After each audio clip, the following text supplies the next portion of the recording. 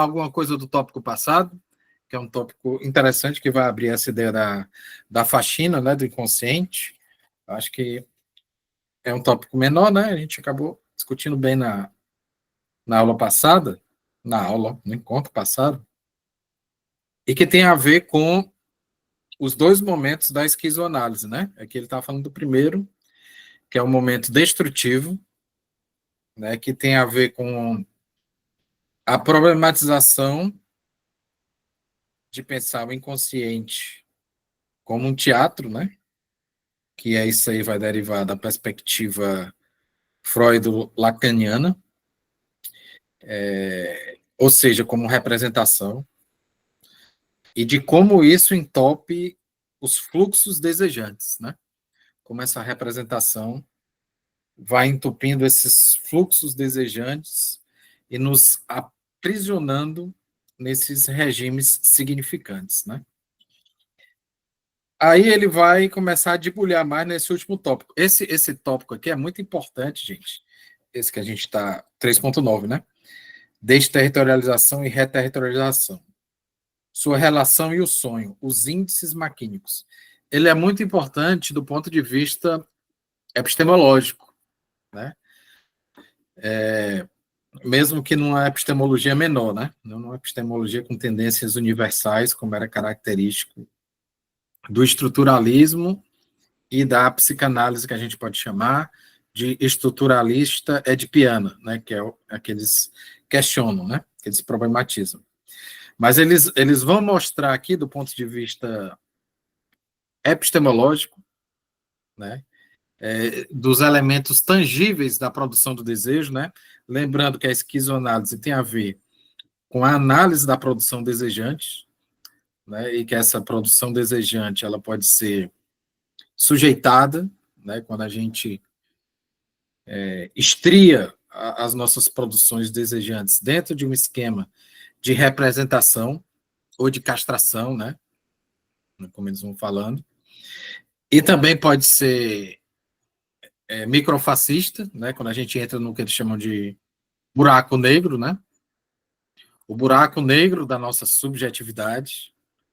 E também tem um outro modo que a gente pode chamar de molecular, que é quando a gente consegue inventar com o caos, né? A ideia de caosmose, né? Inventar novas formas de existência a partir desses processos de desterritorialização e reterritorialização, que ele vai chamar, inclusive, nesse tópico aqui, de amor, né? O que é o amor, né? São esses fluxos de violência, desterritorialização, reterritorialização. O modo como a gente se desterritorializa e reterritorializa indica como a gente ama, né? Se a gente ama de uma forma molar, por assim dizer, ou de uma forma estriada, ou de uma forma paranoica, né? Dentro dessa lógica mais molar e estriada, ou se a gente ama, por exemplo, de uma forma autodestrutiva e de destrutiva do outro também, né? Num amor microfascista, por assim dizer, ou se a gente inventa outras formas de amar, né? Que seria uma lógica, portanto, molecular ou inventiva do amor, né? Não sei, se vocês leram, vocês viram essa parte aí. Mas vamos naquela lógica da gente ir debulhando o texto, né? De forma um tanto quanto cronológica ali, né? Que das páginas e das linhas, né? Alguém quer fazer um primeiro comentário? Que a gente está na 413, né?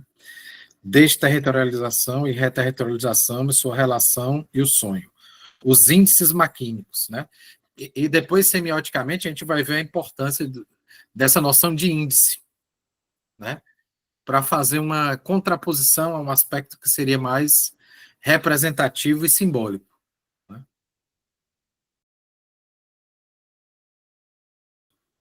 Nunca pode ser aprendida independentemente das deformações, disfarces ou deslocamentos que ela sofre. Né? Aqui a gente tem um dos cernes da psicanálise, né? A ideia de que existe um processo de recalcamento, né? e que esse recalcamento vai produzir, de certa forma, esse inconsciente, né? Os traumas são levados para a nossa porção inconsciente, exatamente porque é um dispositivo psíquico de defesa, né? Então, o fato da gente esquecer daquilo e aquilo virar inconsciente, né? Faz parte desses mecanismos, né, de defesa, né? E que eles vão voltar para a consciência, né, para, de certa forma, aliviar essa tensão que fica no inconsciente, né? A partir dos atos falhos, né? A partir do sonho, né? Mas de forma deslocada, né? Exatamente por isso, porque aquilo é um trauma que seria muito forte para o indivíduo, né? Então, nesse sentido, existe esse deslocamento, né? Existe esses disfarces, né? E cabe, portanto, ao psicanalista, né? Interpretar, né? Esses deslocamentos aí a partir da associação livre, né? Mandar o povo falar dos atos falhos, dos sonhos, né? Então, nesse primeiro parágrafo, né?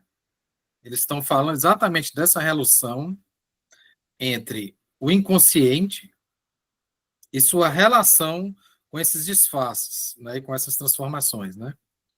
Portanto, a representação inconsciente compreende essencialmente, em virtude de sua lei, um representado deslocado, não é isso? Em relação a uma instância em perpétuo deslocamento. Isso aqui é muito Lacan, né? A ideia do significante, né, que vai sendo substituído por outro, e o sujeito se ações de um significante para o outro, né, que é daí que vai a ideia de que o desejo tem a ver com a falta, né? Então, porque na medida que um significante ele consegue deslocar ali, representar o desejo, ele não é o desejo, né? Você não tem uma relação de identidade com o desejo. É um deslocamento. Logo, está faltando alguma coisa. Né? Então, logo o desejo para a psicanálise, nesse sentido, é ao mesmo tempo um processo que você se satisfaz e ao mesmo tempo se decepciona, né? Porque está faltando. Vai sempre faltar. Por quê? Porque não é a mesma coisa, né? É um deslocamento, né? Na verdade, você deslocou ali o trauma com o papai, ou sei lá, no estado psicossexual oral, ou anal, ou fálico, né? Em virtude de uma lei, né? Representando o deslocado em relação a uma instância em perpétuo deslocamento. O que é o deslocado? Para a psicanálise é o desejo, né? E o em perpétuo deslocamento para a psicanálise é o quê? É o significante, né? É um significante que depois vai se relacionar com outro significante e vai se deslocando, né? Então, né, para o Lacan, sobretudo para o primeiro Lacan, aquele que vai beber mais do Levi-Strauss, né? A gente tem, e do Jacobson, que bebeu do Saussure, né? Vamos privilegiar muito essa instância do significante, né? Enquanto movimento de desejo e produção do sujeito. Que é isso que o Deleuze e o Guattari vão problematizar. Mas eles vão começar aqui, ó.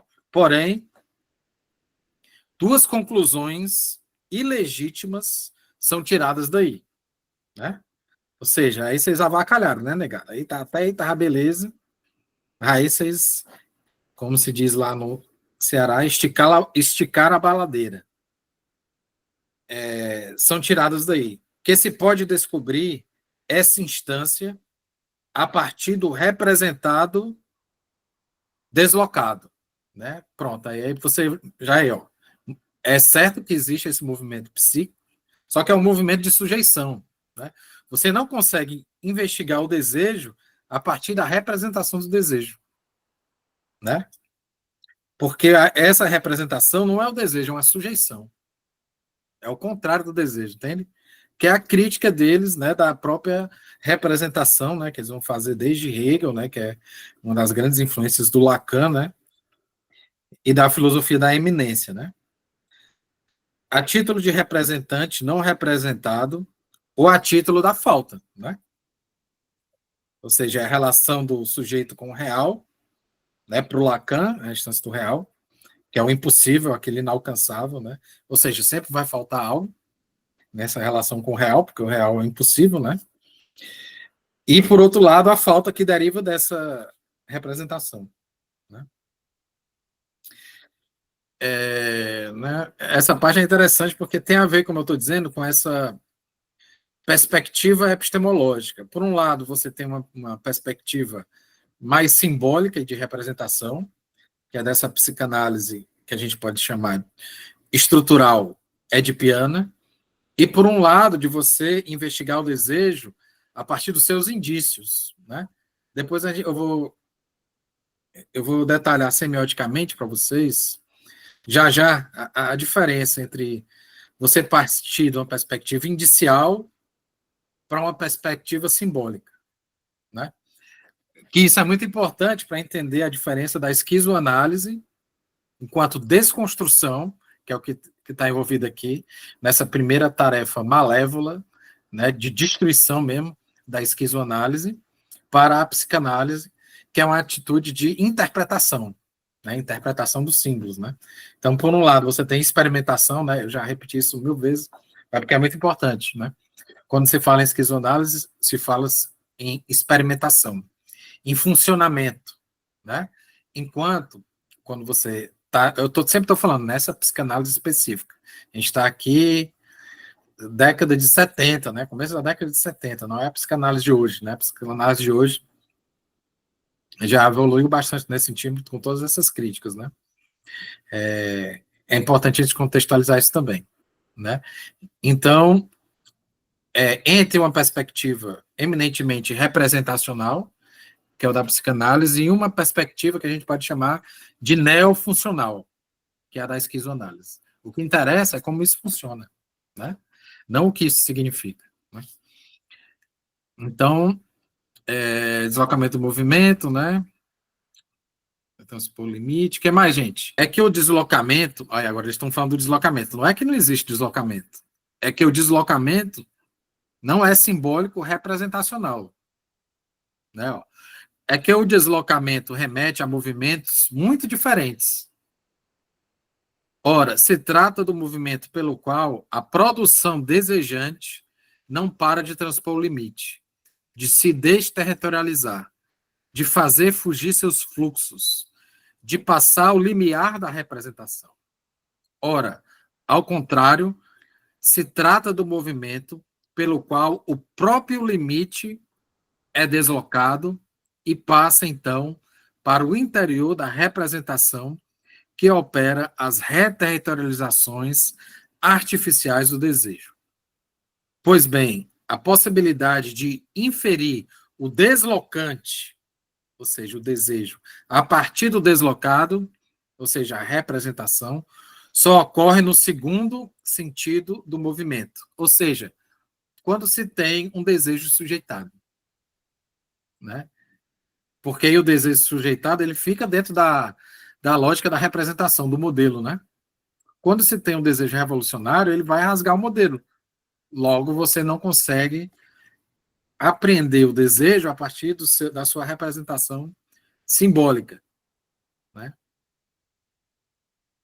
Pois é nele que a representação molar, veja só, a representação molar, né, se organiza em torno de um representante que desloca o representado. Ou seja, quando você desloca os processos de desejo, os acontecimentos, né, para dentro de uma lógica edipiana, né, você os reduz a essa lógica edipiana. Essa lógica edipiana é a lógica da representação para a psicanálise estrutural edipiana. Né? Ou seja, tudo vai ser traduzido em torno de, como eles gostam de falar, papai e mamãe. Né? De cachorrinho, né? Depois até ele fala, né? De passear com cachorrinho. Né? Que a gente sempre volta, né? E isso é importante do ponto de vista clínico, né? Então, isso só funciona, então, quando se tem um entupimento do desejo. Então, na verdade, a gente só consegue entender isso quando a dimensão é sujeitante, né? Dentro da lógica da castração. Então, o que a gente está investigando aqui na psicanálise não é o desejo. É a sujeição do desejo, né? Então, é nesse sentido aqui que eles vão questionar essa lógica semiótica, né, de conhecer, de entender o inconsciente enquanto representação e de que, né, os seus signos podem levar ao desejo. Não levar ao desejo, Só leva ao desejo enquanto ele está reduzido a uma lógica representativa. Que aí não é mais desejo, segundo Deleuze e Guattari. É sujeição, né? É castração. Vocês entenderam assim, essa sutileza? É importante a gente entender essa sutileza, porque aí a gente consegue amadurecer a diferença clínica e metodológica entre psicanálise e esquizoanálise, né? Ou seja, o psicanalista é esse hermeneuta, né? Ele está ali vendo os signos, né? Tudo que você fala, ele vai captar, isso aqui serve para mim, né? Manda na associação ler, vai falando, menino, vai falando. Aí o que é que ele vai fazer? Ele tem uma lente, né? De interpretação do mundo baseado no complexo de Édipo, e ele vai selecionando o que interessa para ele, né? Opa, isso aqui eu coloco dentro do Édipo, isso aqui também, né? Quer dizer, veja que isso é uma extrema violência, né? Você reduz, né, o outro a essas malhas supostamente universais da estrutura do Édipo, né? Então é isso aqui que eles estão, né, problematizando, né? Ó, sim, Édipo é certamente o representado, deslocado, né? Sim, a castração é certamente o representante, o deslocante, o significante. Mas nada disso constitui um material inconsciente, nem concerne as produções do inconsciente, viu? Isso existe, só que isso é uma lógica do processo de sujeição e não do desejo, né? É uma operação de captura, né? Eles vão falar aqui. Tudo isso se encontra, sobretudo, no cruzamento de duas operações de captura. Aquela pela qual a produção social repressiva se faz substituir por crenças. Aquela pela qual a produção desejante, recalcada, é substituída por representações, né? É a operação semiótica da psicanálise, né? O desejo para a psicanálise, como a gente destacou, vai ter a ver com a representação, logo vai ter a ver com a falta, logo vai ter a ver com esse fluxo de deslocamento de um significante para o outro, né? Do peito da mãe para o bico, do bico para o cigarro, né? Você já viram toda essa trama aí na psicanálise, né? Então, o desejo se dá, e a constituição do sujeito se dá nesse fluxo entre os deslocamentos. Para esquizoanálise, isso não é desejo, isso é sujeição. O que é o desejo, então, para esquizoanálise? O desejo é, antes de tudo, produção, né? O desejo é uma máquina, né? É a usina, eles gostam de dizer. E o que é que isso quer dizer? Significa dizer um aumento, uma diferenciação da potência a partir dos nossos encontros, né? Produzir desejo é ampliar os encontros, produzir formas outras de existência, produzir o que eles chamam de semióticas menores, né? Como é que isso se diferencia da psicanálise? Veja, a psicanálise é um teatro, né? O inconsciente é um teatro. Tem papai, mamãe e filhinho. E isso vai se deslocando para os diversos campos sociais.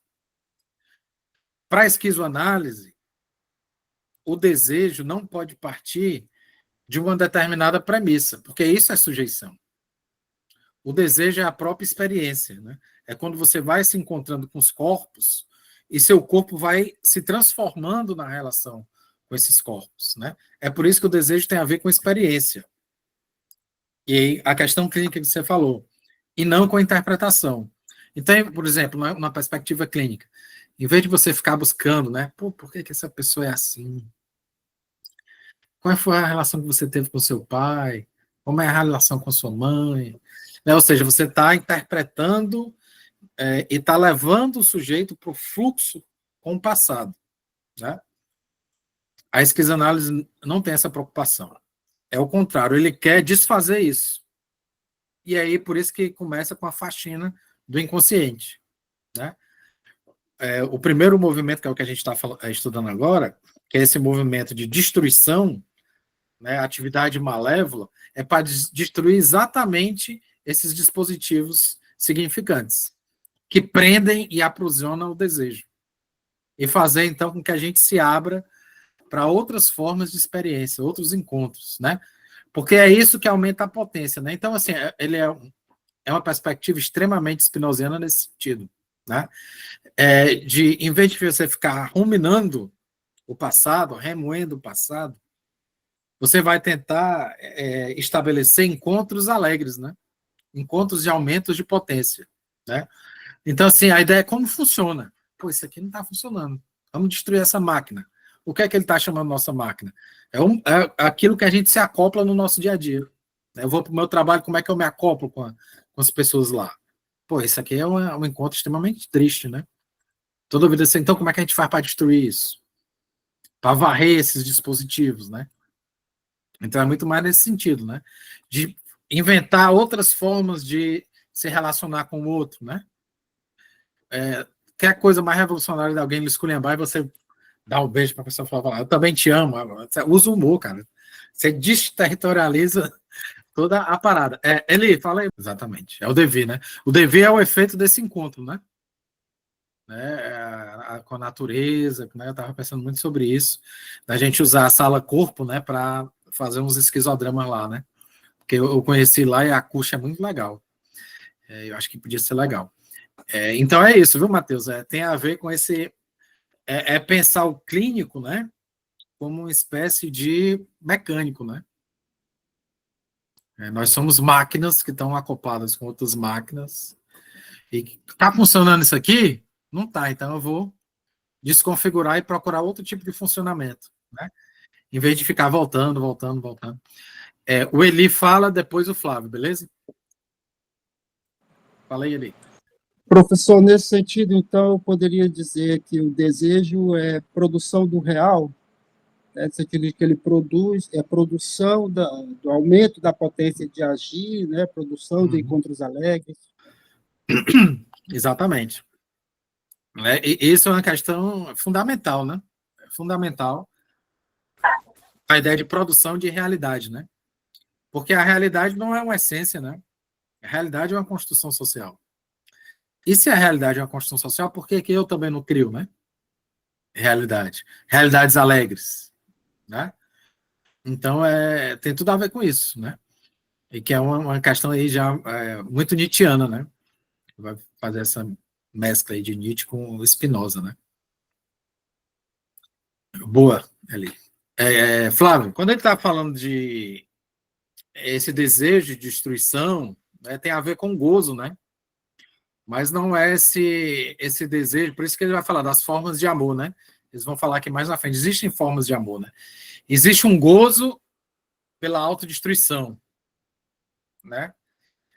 Existe um gozo pela destruição do outro, mas isso, do ponto de vista da esquizoanálise, né? Porque quando você está falando de esquizoanálise, é a análise do desejo, né? E aí entra a questão ética da esquizoanálise, né? Esse encontro é um encontro alegre? Esse é um encontro que, veja, alegre não tem a ver com sorriso, não é isso. Nada a ver com isso. O encontro alegre pode ser extremamente triste. E geralmente e violento. Né? O que é um encontro alegre? É o que força você a pensar. E o que é que significa pensar? Rasgar as representações dominantes. Experimentar a vida. Né? Porque o que é que a representação faz? Ela cria uma expectativa de como você deve agir em determinado contexto. É um símbolo, né? Se acontecer esse contexto, eu faço isso e isso, que aquilo vai dar certo. Né? Então, veja, é uma antecipação do futuro. Né? Então, o desejo é o contrário disso, né? O desejo é a experiência. Você não tem garantias quando você está nessa produção desse desejo, que a gente pode chamar desse amor mais molecular. Né? Mas só que você tem que ter a prudência. Né? A gente fala já disso depois, né? Que é uma questão que eles trazem muito. Né? É preciso estar preparado para os devires. O que pode o corpo, né? E eles vão para o Spinoza. Você pode determinado tipo de encontro agora, né? A gente já discutiu isso algumas vezes, né? Às vezes seu corpo não está potente, e tudo bem, acontece. A potência vai aumentando, diminuindo. Você sabe que você não está potente, você diminui os encontros, né? Você recupera, aumenta a sua potência, né? Então, potência tem a ver com a capacidade de você se diferenciar sem entrar no caos. Né? Manter a consistência. Né? A gente consegue manter a nossa consistência num determinado modo de existência, se diferenciando. Né? Eu gosto muito de dizer isso, né? De que existe essa contraposição entre o artista e o microfascista, né? E às vezes a mesma pessoa pode ser os dois. Esse é o que é mais legal. Às vezes a gente é artista e às vezes a gente é microfascista, né? O artista, ele tem essa capacidade de se diferenciar na relação com a diferença, aumentando a potência. Então, esse aumento de potência tem a ver com essa alegria que deriva dessa diferenciação. Por outro lado, aquele que é o microfascista, ao contrário, ele não tem capacidade de se diferenciar. Um modo de subjetivação extremamente conservador. Então, o que é que ele faz? Ele, em vez de se diferenciar, ele transforma isso em destruição do outro, né? Ou dele mesmo, quando ele não suporta, né? E aí ele cai no buraco negro e papoca com linha, carretel e tudo, né? Como se diz lá no Ceará, né? Então, tem esses aspectos que é importante, sabe, Flávio? Dos tipos de produções desejantes. Será que isso é produção de desejo, de diferenciação, ou, na verdade, é um gozo por sujeição? Né?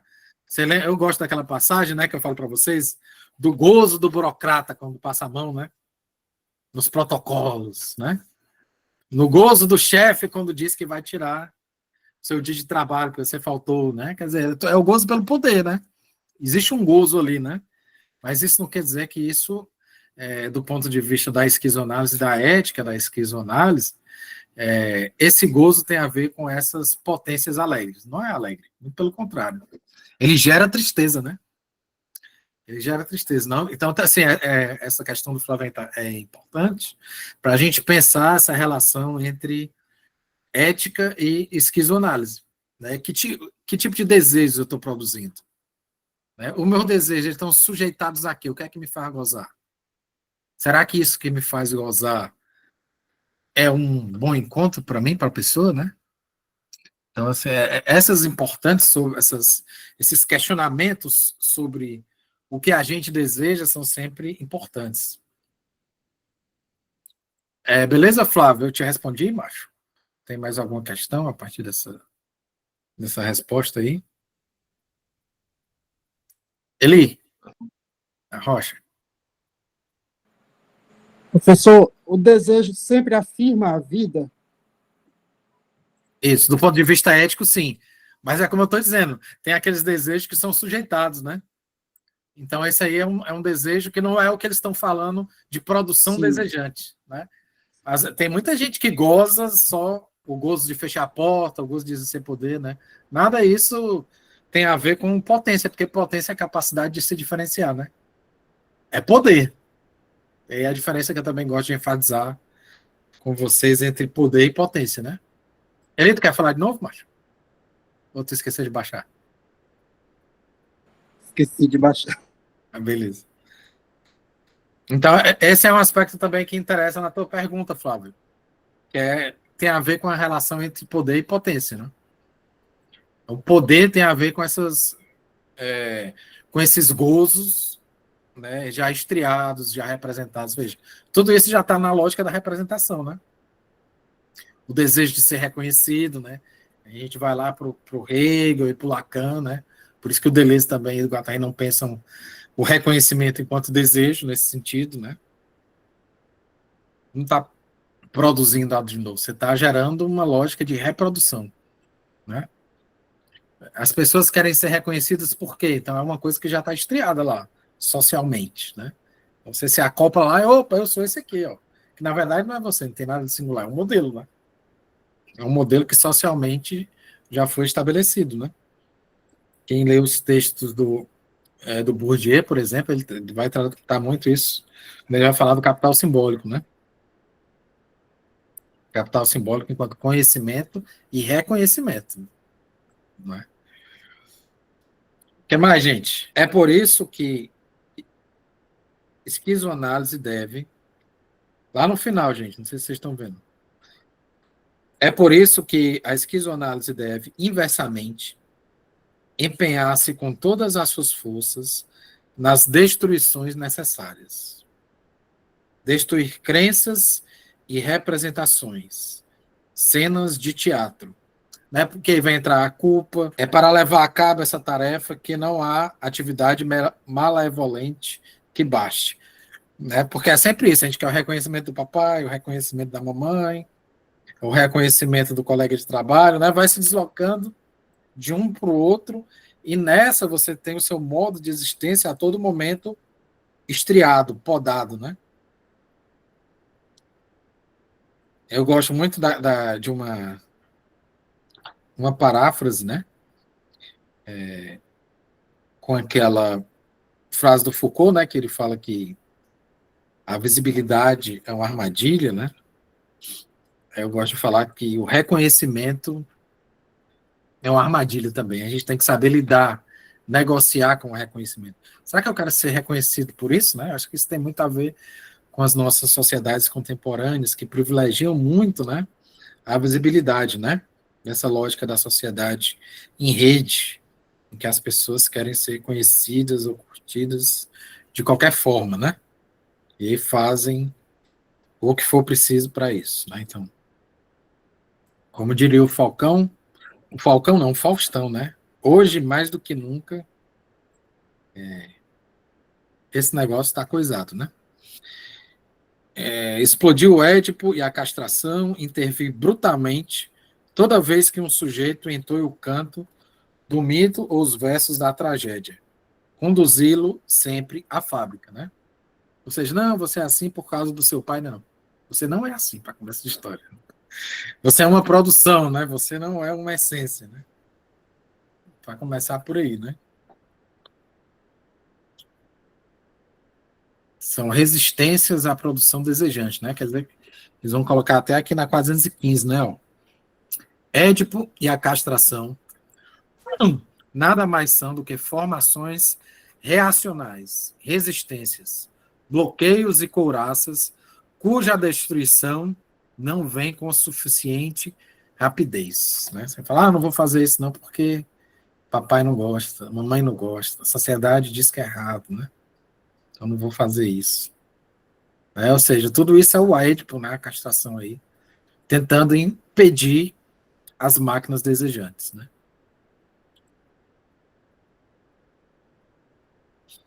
E aí essa parte aqui é fundamental, mais à frente um pouco, ó, é que não é material no inconsciente.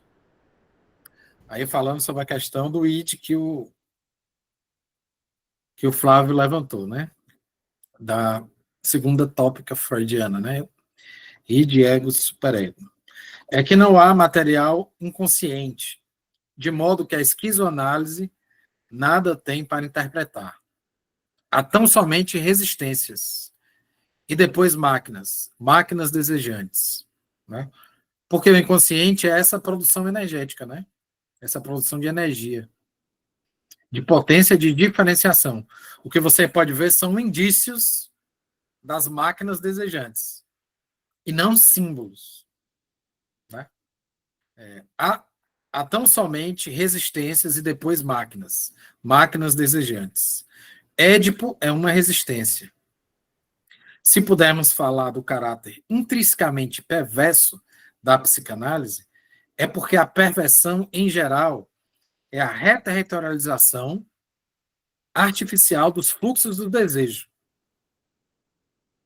cujas máquinas, ao contrário, são índices de produção desterritorializadas. A psicanálise reterritorializa sobre o divã na representação do Édipo e da castração. Né? Então, aqui que a gente vê a distinção de uma lógica indicial, que é a da esquizoanálise, e de uma lógica simbólica da psicanálise. O que quer dizer isso? E aí, enfatizando que a questão simbólica tem a ver com uma determinada convenção ou hábito, né? E aí, no caso da psicanálise, essa convenção e esse hábito é o complexo de Édipo, né? É a estrutura edipiana, que vai funcionar como um símbolo, né? Que vai transformar o inconsciente em consciente, né? Então, ela está aqui, esse signo no meio, enquanto símbolo, né? Que tem, o símbolo tem uma regra, de transformar o inconsciente no consciente. o inconsciente é em sonho, o inconsciente em ato falho, né? Então, quando você tem uma lógica representativa, você tem uma possibilidade de fazer uma reversibilidade do processo de significação, né? Por quê? Porque tem uma estrutura convencional, né? Uma regra que possibilita essa representação.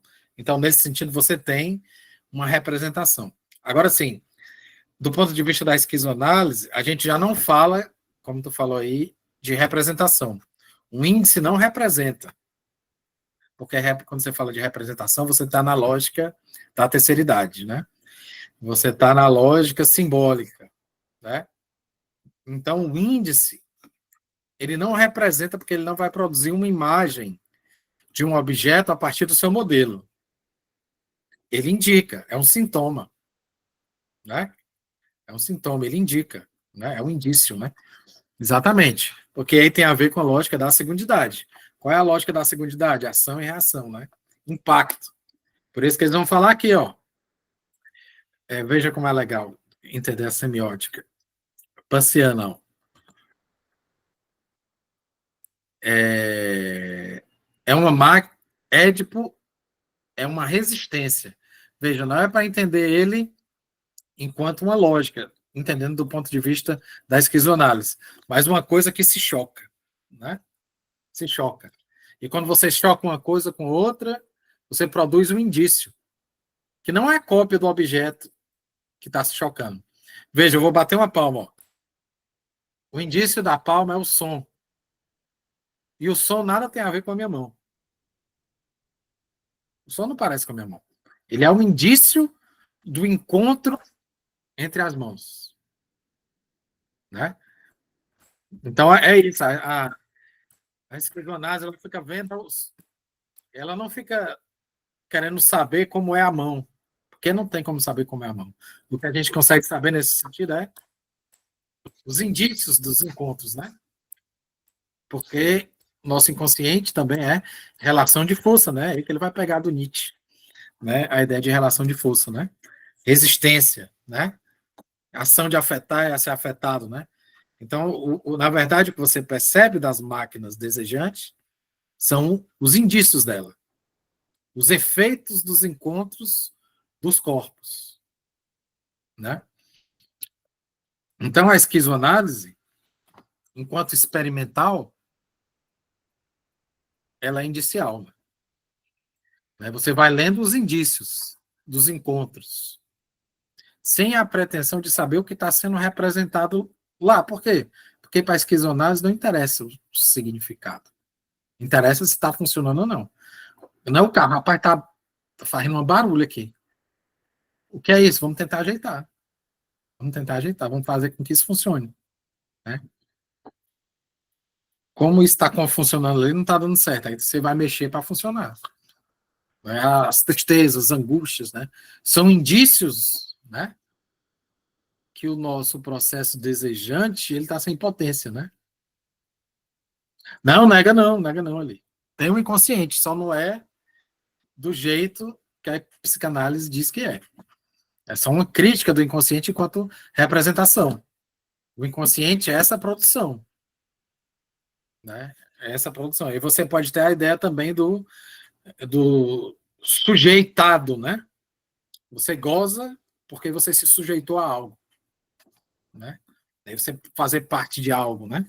O Nietzsche fala muito sobre isso. Ele fala do espírito de rebanho, né? De como os fracos se aglomeram para tentar destruir os fortes, que lá, né, eles estão juntos, né? Eles estão naquela defesa ali e eles fazem parte de algo, mas eles se submetem ao que o grupo quer, né? Eles perdem sua singularidade. Para quê? Para conseguir poder. Perdem potência em favor do poder, né? Então, isso é importante do ponto de vista semiótico a gente perceber esses tipos diferentes de semioses desejantes, né? De semioses sujeitadas para semioses moleculares, né? Da importância dos indícios, né?